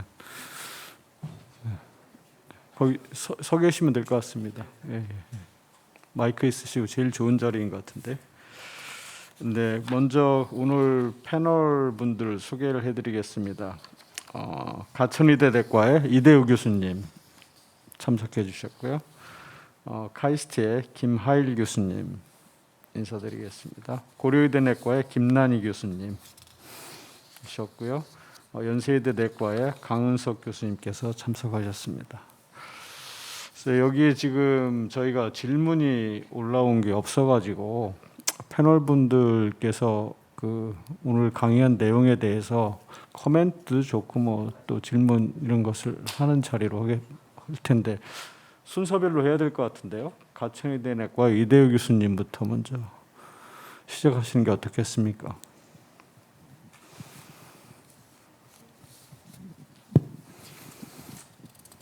네, 고맙습니다. 오늘 너무도 국내에서 유명한 센터들, 또 저희가 항상 내분비에서 이렇게 배우면서 했던 센터들 또 실상을 보고 또 해서 굉장히 좋은 기회였습니다. 뭐 질문이 여러 개가 있을 수 있을 것 같은데 저는 우선 이현승 교수님께 질문을 드리고자 합니다. 송민호 교수님께서 이제 많이 해오셨고 다른 센터를 또 많이 가지고 계신데 혁신형 의과학자 이 사업이 3년 6개월밖에 안 되는데 상당히 좀 놀래서 이렇게 한 거의 2배 이상 정도는 돼야 되지 않을까 이제 이런데 GRL GRL 예. 2배 이상 GRL에서 상당히 좀 요한하고 같이 연구를 해오셨고 하는데 곧 이제 끝난다는 거에 대해서 상당히 좀 아쉬웠습니다. 그래서 이런 국제적인 네트워크를 조금 어떻게 계속 좀 이어갈 수 있을지 또 이런 네트워킹을 하는 노하우나 이런 것들을 좀 코멘트를 해주시면 고맙겠습니다. 예. 이현승 교수님 예, 발표해 주셨는데 말씀해 주시죠. 네네네. 먼저 질문 감사드리고요. 말씀하신 것처럼 사실은 이게 3+3 해서 이제 6년 과제고, 사실 6년이 좀 안 되나 5년 6개월 정도 되는 그런 과제고요. 규모는 한국인 PI가 2명, 그리고 외국인 1명, 그래서 보통 셋 정도 되고요. 그리고 사업 규모는 5억, 연 5억 정도 되는 그런 과제인데요. 어떻게 생각하면 다른 기초연구실 과제도 비슷하기 때문에 아마 그런 것들과 형평성 이런 것들을 유지하려고 연구 기간이나 규모를 이렇게 설정했는지는 잘 모르겠고요. 어떻게 이어 나갈 것인지, 혹은 또 이런 글로벌 네트워크 기반에서 이제 공동 연구를 할 수 있는 그런 것에 대해서 또 질문을 주셨는데, 사실 이 GRL이라는 과제를 통해서 또 글로벌 연구 네트워크를 만들고 또 공고히 할 수도 있는 건데요. 또 이것 말고도 사실은 휴먼 프론티어 사이언스 프로그램이라는 국제 대륙 간, 그러니까 유럽, 아시아, 아메리카 대륙 이렇게 최소 2대륙 이상이 참여해야지 지원을 할 수 있는 그런 과제들도 매년 나오거든요. 사실 펀딩은 처음에 이제 일본 나카소네 수상이 이제 시작해가지고 만들어진 과제긴 한데, 저희도 충분히 지원을 할 수가 있고, 실제 우리나라에도 많은 분들이 좀 수혜를 받고 있는 걸로 저도 알고 있습니다. 그래서 이 GRL이 비록 좀 일몰된 사업이긴 하지만 다른 형태의 사업들도 있기 때문에 또 지원해 볼 수 있겠고, 아마 또 BRL이라고 기초연구실은 계속 유지가 되고 있기 때문에 그 부분을 활용해서도 또 국제 공동연구는 해 나갈 수 있을 것 같고요. 제가 또 연구를 조금 해보다 보니까 저 혼자서만 해서는 좀 더 하이 임팩트 혹은 파급 효과가 큰 그런 연구 성과를 얻기가 어렵다는 생각도 많이 들어서요. 그래서 이제 국제든 혹은 국내든 간에 그런 콜래보레이션 하는 그런 연구가 더 많이 필요하겠다라고 이제 생각을 좀 했습니다. 먼저 패널 분들이 쭉 시작하셨으니까 그냥 패널 분들 쭉 한번 코멘트나 질문 들으시고, 그 다음에는 스피커 분들께서도 서로 또 질문이 있으실 것 같습니다. 두 번째로 김할 교수님 마이크 넘겨드리겠습니다. 네, 저는 김대진 교수님께 좀 여쭤보고 싶은데요. 이 몇 가지 약간 데이터 중심 병원에 대해서, 첫 번째로는 이렇게 데이터를 병원에서 잘 쌓아가지고 이걸 이제 활용해서 기술을 개발한다든지, 아니면 IBM 왓슨 같이 그런 AI 기반의 진단이나 이런 걸 개발하는 걸 목표로 하게 되면, 그럼 이런 데이터를 활용했을 때 그 이익은 누구의 것이 되는 건지 첫 번째 그게 궁금하고요. 어떻게 활용해야 되는 건지 잘 모르겠습니다. 두 번째는 아까 보면 이런 데이터를 잘 핸들링할 수 있는 전문가들을 양성하는 것도 한 가지 들어가 있다고 하셨는데, 그러면 그러니까 의료 기록, 의무 기록이나 이런 의료 데이터들을 활용하는 사람들이 과연 그 사람들이 과학자인지 아니면 의료진들이 그걸 활용하게 되는 건지, 누가 활용해야 되는 건지, 이런 문제에 대해서 좀 고민이 되는데요. 예, 제가 개발된 기술들을 누구 소유로 하느냐 하는 문제는 제가 사실 잘 모르고요. 진단 기술 또는 예측 모형 또는 인공지능 다양하게 이런 데이터를 활용해서 뭔가를 만들어내려고 하고 있고, 그 만들어낸 걸 또 임상에 적용해보는 이런 것들을 일단은 정부가 뭐라 그럴까요? 시드머니 같은 걸 제공해 줄 테니 좀 한번 해봐라, 이런 정도 생각을 갖고 있는 것이어서, 그렇게 개발된 어떤 기술 이런 것들을 소유를 누구로 하느냐 하는 문제까지 지금 어떻게 정해놓고 가는지는 사실 잘 답은 못 해드릴 것 같고, 두 번째로 말씀 주신 데이터가 이제 활용되는데 그 활용을 하기 위해서는 크게 보면 제가 이제 데이터 연구들을 할 때도 느끼는 거지만 대개는 임상에서 어떤 아이디어를 만들기가 쉽죠. 뭔가를 분석해 보자. 그러면 이제 분석을 하기 위한 전문가들이 사실 필요해요. 데이터가 어떤 구조로 되어 있는지를 정확히 아는 사람들이 필요하고 또 그것만 알고 있다고 되는 게 아니고 정확한 통계 방법들 이런 것들을 또 알고 있는 전문가들이 필요하고 그 분석과 통계에 대해서는 한 사람이 두 가지 기술들을 다 갖고 있는 전문가일 수도 있지만 또 다를 수도 있고 어떻게 보면 크게 세 가지 포인트, 세 가지의 그 영역이 만나는 과정이 사실은 필요하다고 느껴요. 예, 그렇게 했을 때 그 병원의 데이터건 또는 뭐 심평원이나 공단 자료건 뭐 암정보 자료든 이런 것들이 정확하게 분석이 될 가능성이 있고 그래야만 실수하지 않을 수 있는 이런 부분이 있다고 보여지는데 아직 우리나라에서는 그런 분석의 전문가들이 또 많지 않은 게 굉장히 또 큰 이슈인 것 같아요. 제가 뭐 SNS에서도 보면 여러 병원들, 여러 대학들이 그런 전문가를 초빙하는 그런 공고들을 내놓고 있지만 막상 그런 사람들이 많지 않기 때문에 또 제대로 충원이 안 되고 또 안 되는 부분들을 좀 보게 되는데 그래서 이제 어쨌든 이제 초기 작업이기 때문에 정부가 이렇게 돈까지 줘가면서 해보라고 하는 것인데 그 과정을 통해서 그런 데이터 사이언스를 하는 사람들이 좀 많이 길러지고 또 그런 임상과 만나서 연구를 하는 그래서 결과물을 만들어 보는 그런 경험들이 많이 쌓이다 보면 아마 또 그 전문가들이 또 많이 양산되지 않을까 생각하고 있습니다. 김하일 교수님 질문에 대해서 이 자리에 계신 다른 또 데이터 중심 병원을 운영하는데 직접 참여하신 교수님도 계실 것 같은데 그런 분이 있으면 좀 누가 베네피셔리가 될 거냐 그리고 어떻게 활용은 어떻게 하는 게 좋겠느냐 이런 부분. 조현민 교수님은 참여 안 하고 계십니까? 서울대병원에서. 저희 나오고 있나요? 예, 저희 병원이 물론 참여하고 있지만은 제가 직접 하고 있지는 않습니다. 네.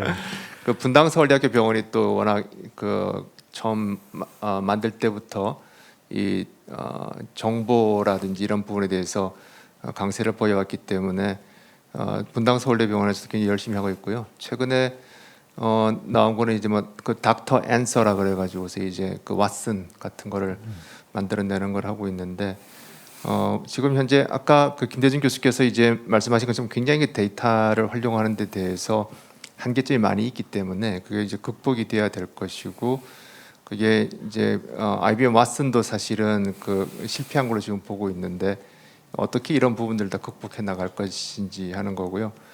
그다음에 이제 어떤 철학이랄지 뭐 어떤 그 목표라든지 이런 것들도 좀 분명해야 될 것 같은데 이제 의사를 처음에 대체하겠다는 이런 야심찬 그런 생각을 했다가 이제는 이제 점점 이제 보조하는 쪽으로 이렇게 바뀌고 있는 것 같습니다. 그래서 앞으로 아주 충실한 그런 조수를 데리고 진료를 할 수 있는 그런 시스템이 이런 사업을 통해서 만들어질 것이라고 생각하고 있습니다.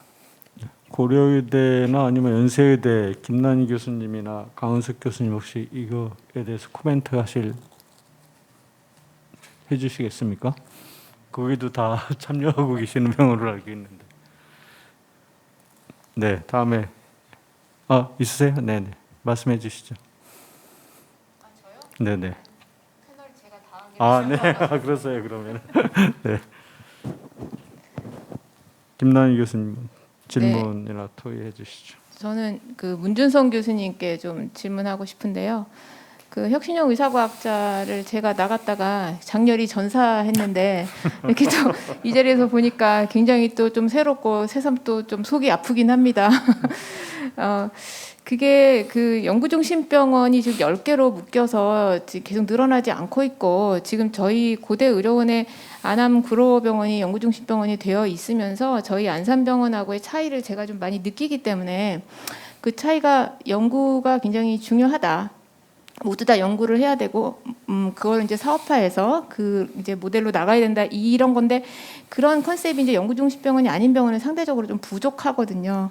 근데 이제 의사과학자 이 과제는 젊은 교수들을 외래도 적당히 시키고 그리고 이제 연구를 시켜라라고 이제 그 확약서까지 하면서 그 요구를 하는 거라서 저는 그렇게 연구 중심 병원이 아닌 병원에서 활용하기에 너무 좋은 프로그램이다. 이걸 인해서 이제 많이 분위기를 바꾸고 그런 연구 중심 병원으로 가는 굉장히 꼭 필요한 교두보다라고 이제 생각했는데 그래서 궁금한 것은 이것을 프로그램을 해 보시면서 실제로 그 병원의 그런 컨셉이 변화하고 젊은 교수들도 이 프로그램에 참여하고 싶어서 더 연구를 열심히 하는 그런 긍정적인 효과가 확실히 눈에 보이게 나타나는지 네. 그게 궁금합니다. 네.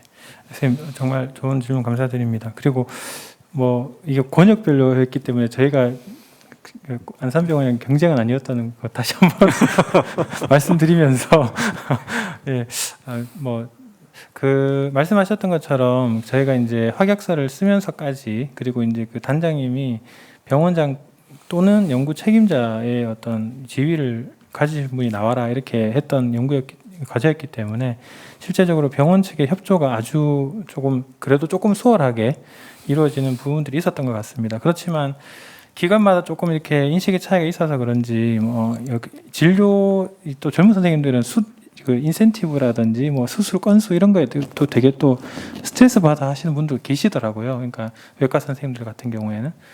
그래서 이제 병원에서 그걸 어떻게 보전해 줄 거냐 그런 논의들도 좀 사실은 이렇게 왔다 갔다 하면서 있었는데 아무래도 가장 긍정적인 효과는 말씀하셨던 것처럼 이 젊은 선생님들 중에서 조금 지원을 해줘서 연구를 조금 집중할 수 있게 해주는 부분들에 대해서 상당히 베네핏이 있는 것은 사실이고요. 실제적으로 저희 병원에서도 이전에는 좀 그런 부분들이 약하다가 저희가 이제 이걸 하면서 저희가 이제 좀 그런 선생님들을 리크루트해서 하는 부분에 있어서는 분명히 긍정적인 효과가 있고 관심들을 많이 가져주시는 것 같습니다. 또 하나는 저희가 이제 사업단을 하면서 저희가 이제 좋은 선생님들을 모실 수 있는 어떤 여건이 되니까 이제 그런 심포지움이라든지 아니면 워크숍이라든지 이런 부분들을 좀 적극적으로 홍보할 수 있는 약간 기회를 얻어서 실제적으로 이제 좀 세례 발령 받으시는 분들이 이런 데 관심 가지고 뭐 통계라든지 연구 계획서라든지 이런 거 어떻게 할 건지에 대한 좀 부분들을 저희 이제 그 사업단 프로그램으로 넣어서 꼭 이 사업단에 오신 선생님뿐만 아니고 저희 이제 문호를 개방해서 다른 선생님들도 다 와서 들으실 수 있게 하는 부분들이 조금 호응이 있었던 것 같습니다. 그래서 현재로 많은 병원들이 그런 부분에 있어서 조금 베네핏을 얻는 것 같습니다. 네. 네, 답변 감사드리고요. 강은석 교수님 말씀해 주시죠. 저는 이제 질문은 아니고 코멘트를 좀 할 거 하는데요. 개인적으로 굉장히 부럽습니다. 저는 이렇게 큰 사업단의 집단 연구를 해본 적은 없는데 보시면 이제 집단 연구를 하게 되면 연구비나 연구 인력이나 이런 규모가 매우 크기 때문에 당연히 이제 연구 성과가 좋게 나오겠지만 생각해 보면 그 집단 연구를 이끄시는 PI 선생님의 강력한 이제 카리스마 있는 리더십이 있었기 때문에 이게 가능한 거라고 생각이 들어요. 사실은 그래서 그분들은 이제 뭘 해도 이제 다 하실 수 있는데 이제 젊은 분들 특히 이제 주니어 스텝 임용되거나 아니면 이제 임상 교원들 이런 분들이 지금 사실 처음에 시작할 수 있는 연구에 대한 소개 세션 이런 걸 좀 학술위원회에서 마련했으면 좋겠다는 생각이 들고 하나 더 붙여 말씀드리면 올해 처음으로 그 창의적 도전 연구라는 게 생겼죠. 그래서 전임이 아니고 비전임인데 이제 임상 조교수 이런 분들도 하면 꽤나 이제 좋은 괜찮은 정도의 연구비를 받을 수 있는 그런 것도 있어서 소개하는 세션을 한번 마련했으면 하는 개인적인 의견을 드립니다. 네, 학회 운영진의 또 좋은 제안을 해주셨습니다.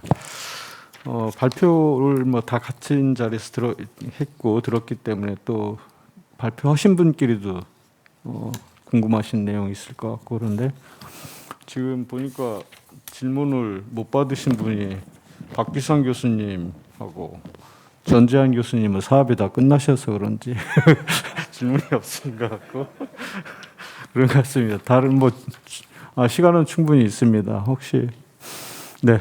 제가 박교장 교수님께 질문을 아, 하나 네. 올렸는데 그 MRC라는 이제 과제 특성상 아마 일정 수 이상의 비율 이상의 아마 임상 의사가 아마 좀 참여를 아마 하는 과제가 있는 걸로 알고 있는데 혹시 원주연세의대에서도 임상 선생님이 혹시 과제에 참여가 돼 있거나 같이 하시는 어떤 공동 연구 파트 부분이 있는지가 좀 사실 궁금합니다.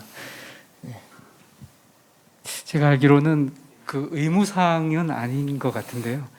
저희 같은 경우에는 기초 교수의 그 액티브한 교수들의 숫자가 좀 부족한 부분도 있고 그러다 보니까 임상 교수가 기초 교수 못지않게 액티비티를 보이는 교수들이 있어서 3명의 그 임상 교수가 포함되어 있는데, 근데 그렇게 해서 공동 연구를 이렇게 하는 거는 굉장히 긍정적이고 제 생각에 좋은 영향력을 주고 있는 건 분명히 맞습니다. 그래서 근데 기본적인 의무 사항은 아닌 걸로 알고 있습니다. 예. 저희가 준비를 이번에 이제 다른 테마 이렇게 준비하는 걸 옆에서 보니까 아마 30% 이상의 임상의가 참여를 하면은 조금 더 이렇게 가산점이 있다 이런 이야기를 아마 제가 들은 적이 있어서 혹시 원주 연세의대에서도 그렇게 지금 운영을 하고 계시는지 궁금해서 질문을 드렸었습니다. 네. 소식이 못 들었습니다. 정보가 부족했던 것 같습니다. 근데 저희 사업 중에서는 그래도 연구중심병원 사업이 가장 길고 또 새로운 사업이 그런데 서울대병원은 이미 유니트를 3개를 다 채워가지고 지금 운영하고 있지 않습니까? 그러면은 굉장히 많은 그 사업단에 계신 교수님들이 기술 사업화라든지 이런 부분들이 있는데 그런 면에서는 그 어떤 어려움이라든지 제도적인 개선 이런 것들이 있어야 된다고 생각하시는지 병원에서의 창업, 병원에서의 사업의 운영 이런 부분들에 대한 어떤 노하우를 좀 말씀해 주시면 도움이 될 것 같습니다. 예, 연구중심병원 사업을 하면서 이제 병원의 체질 개선을 이제 하라는 그런 부분으로 이해를 했었습니다. 이제 한 2014년부터 했으니까 이제 꽤 오랫동안 했었는데 조금씩 이제 그런 부분이 보이는 것 같습니다. 그래서 결국 지속 가능한 그런 연구중심병원이 되기 위해서는 의료 수익뿐만 아니라 이제 비의료 수익, 그 중에서 특히 연구, 그리고 사업화를 통한 그런 의료 수익을 가지고서 병원이 굴러갈 수 있는 미국에 이제 그 보스턴에 있는 그런 큰 그런 의과 의대들, 병원들 이런 부분들을 이제 벤치마킹하고 이런 부분들이 있는데 이제 그 한 10년을 하더라도 거의 첫 발을 떼는 그런 수준이 되지 않을까 싶고요. 병원에서는 이제 그런 여러 가지 그 인프라를 만들어주기 위해서 노력을 많이 하고 있는데 특히 창업이라고 하는 거 이런 부분에 대해서는 뭐라 그럴까요? 그 병원의 분위기 혹은 대학의 학풍 이런 부분들도 굉장히 중요하지 않을까 싶고 그런 거를 뭐하러 하냐 이런 네거티브한 그런 분위기가 팽배한 데도 있나 하면은 굉장히 적극적으로 장려하는 데도 있는 것 같고 서울대학교 내에서도 그 단과대학에 따라서 좀 많은 그런 분위기의 차이는 있는 것 같습니다. 병원에서는 지금 서울대학교 지주회사를 만들어서 이런 벤처를 만드는 걸 보육하기 위해서 공간도 내주고 그런 지원도 해주고 그 다음에 특허거리가 되는지 그런 부분부터 이제 변리사를 통해 가지고서 이제 상담을 무료로 해주는 그런 부분들이 있고요. 그리고 저희가 논문을 쓰는 게 제일 중요했었는데 이제 특허, 특히 기술 이전 이런 부분들에 대해서 이제 누가 많이 했고 이런 걸 갖다가 이제 진료 과장 회의라든지 임상 교수 간담회 때 쭉 리스트를 보여주기도 하고 해서 좀 장려하는 그런 부분도 있는 것 같습니다. 그 다음에 저희가 아직까지 실행하지 못했던 부분이 벌써 10수년 전부터 굉장한 고민을 가지고 있는데 이 의과대학 교수 특히 병원에서 임상을 보는 교수가 진료 교육 연구를 같이 해야 된다는 이런 부분 세 개를 다 잘해야 된다 저글링하는 이런 부분들이 있어가지고 그걸 좀 몰아주자고 해서 교수 트랙 다변화라는 그런 거에 대한 굉장히 고민을 많이 해왔습니다. 그래서 그 중에서 그 연구 중심으로 가는 그런 교수와 그리고 진료 중심으로 임상 중심으로 가는 교수를 이제 각기 트랙을 달리하고 임용이라든지 승진이라든지 이런 부분에서 기준을 달리 가자 이런 부분이었는데 결국은 그 또 여러 그런 부분에서 임상 쪽으로 많이 하시는 분들이 병원의 그 수익에 기여하는 부분이 많이 있다 보니까 결국은 진료를 하지 않으면서 이제 연구를 해야 되는 분들을 먹여 살려야 되는 그런 부분들이 생긴 것 같아요. 그래서 국책 과제의 연구비로부터 자기 인건비를 가져갈 수 있어야 되지 않겠나 하는 그런 부분들, 외국에는 당연한 부분이고 이런 그 연구비로부터 자기 인건비를 가져가지 않는다라고 하는 그런 거가 어떤 신사 협정처럼 저희들이 가지고 있는 것 같은데 제가 깜짝 놀랐습니다. 저는 이제 국책 과제도 하지만은 그 글로벌 그 제약사에 이제 어플리케이션해서 연구비를 받아보고 했는데 제 인건비를 쓰지 않고 내니까 네. 피드백이 금방 옵니다. 너는 이 연구에 관심이 없느냐? 왜 인건비를 네 건 안 가져가느냐? 이런 피드백이 금방 오는데 이런 부분이 좀 바뀌어주고 해서 그래서 연구를 열심히 하더라도 진료를 좀 줄여도 그 저 병원에도 기여하고 이런 식으로 될 수 있는 부분이 되어야 되지 않나 하는 그런 생각이 들고요.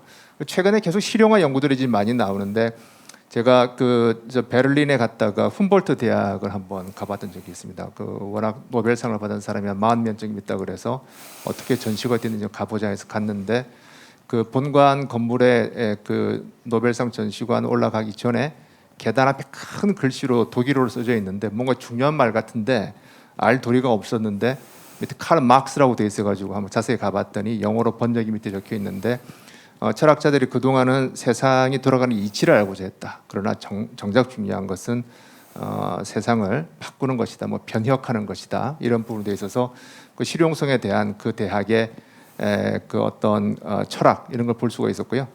그 2층에 가보면은 이제 노벨상 수상자 그 전시가 되어 있는데 정말 초라하게 전시되어 있습니다. 한 40몇 명쯤 받으니까 또 받았느냐 뭐 이런 생각인 같은데 그런 그 대학의 어떤 철학이라든지 이런 부분들이 이제 실용화 그리고 특히 세상을 바꿀 수 있는 그런 발견 이런 부분들을 강조하다 보니까 되는 것 같고요.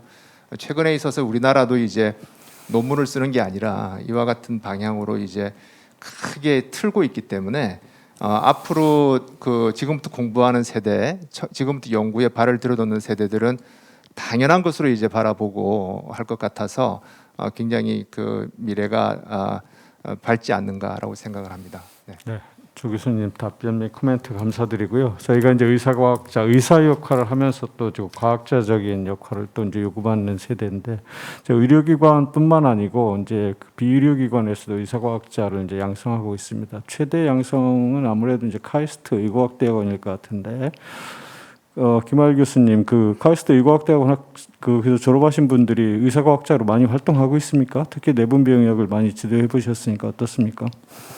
네, 많이 하죠. 많이 하는데 내분비는 잘 안 하는 것 같아요. 이유는 잘 모르겠습니다. 저희 병역 문제랑 상당히 관련이 있었던 것 같은데요. 그냥 제가 뭐 이 질문에 이어서 제가 그냥 아까부터 이런 말씀을 한번 드렸으면 했었는데 여기 지금 문준성 교수님 발표하신 데도 그렇고 MRC도 그렇고 대부분이 다 인력을 양성해야 된다는 그런 일들이 필요하고 그러니까 강은석 선생님도 그런 말씀을 하셨는데요. 근데 이제 그냥 약간 도전적으로 제가 이렇게 말씀을 드리면 아까 이렇게 발표하시는 걸 쭉 들어보면 제가 자장 보고 계시는 송민호 교수님 죄송한데 송민호 교수님 성함 여러 번 나오거든요. 이명식 교수님 성함 여러 번 나오고 이렇거든요.